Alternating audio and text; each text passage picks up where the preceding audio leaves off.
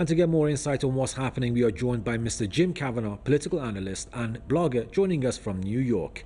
Mr. Kavanagh, good to see you again. Mr. Kavanagh, your thoughts on the deployment of foreign troops, 20,000, I believe, to Gaza, exactly the opposite of what the Palestinians want, the right to self-determination and governance. And as the faction said, it's just another tactic of control and occupation, which is Israel's end goal. Yes. Well, first of all, thank you for having me again. Welcome. Always a pleasure. Look, these negotiations in the Security Council, the United Nations Security Council, are theater.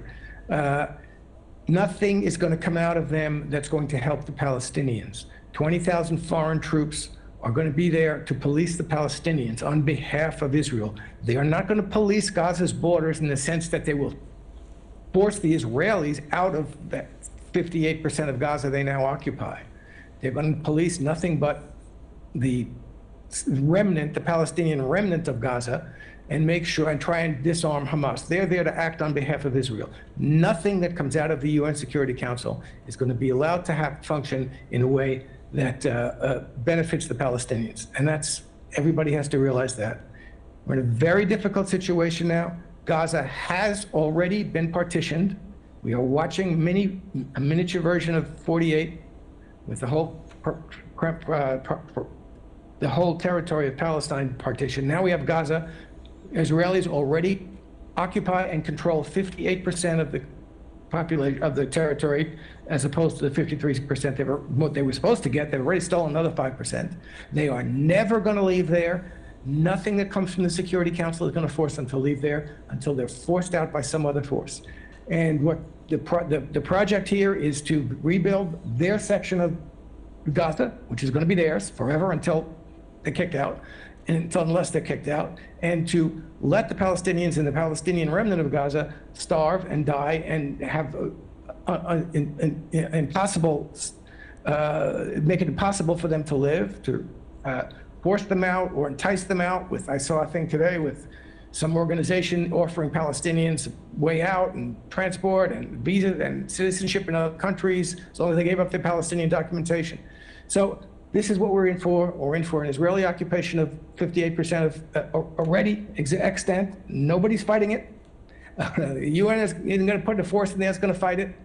And until and unless there's some military force that forces Israel out of there, it's not going to stop. Now, the only possible solution from the UN is a Uniting for Peace resolution based on a General Assembly vote that would evade the American the veto in the Security Council. But that is also that's a possible path to a resolution of some kind that would be fairer.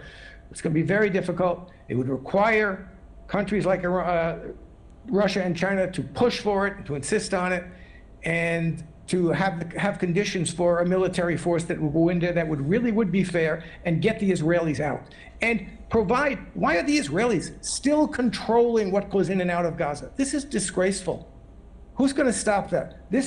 I guarantee you, nothing that comes out of the Security Council that goes in there is going to stop the Israelis from controlling what goes in and out of Gaza. So I'm just, we've got to recognize what's happening here. Palestinians is being pushed back, and they're not going to get help from the United Nations Security Council.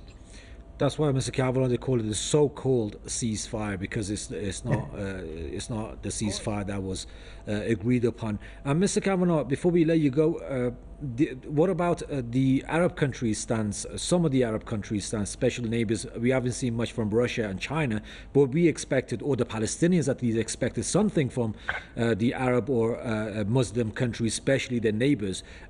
How do you see their stance in this regard? And do you think they've been sold out? I mean, they've sold out the Palestinians, basically. Short answer, yes. The Americans will put some language about a Palestinian state in there to mollify them, and that they can point to and say, see, we're in favor of a Palestinian state. The Gulf countries certainly have been sold out. You might hope for something from Algeria, but at the end of the day, most of the Arab countries, except for Yemen, are, they don't care that much about the Palestinians. And this is the Palestinians' problem. Nobody wants to take the risks that are serious risks to fight the Israelis and the Americans on behalf of the Palestinians. And The Arab countries, certainly not. You know, from Morocco to Saudi Arabia, they're afraid. They don't want to. They want to be able to point to something and say, "Oh, see, we're on the side of the Palestinians." That's why there'll be some Palestinian state language in there. But at the end of the day, they're not willing to stand up for the Palestinians, and it's a very difficult situation. And I don't think we should kid ourselves about it. There you have it, Mr. Jim Kavanagh. As always, I'd like to thank him for his time. He's a political analyst and blogger joining us from New York. Thank you, Mr. Kavanagh, as always.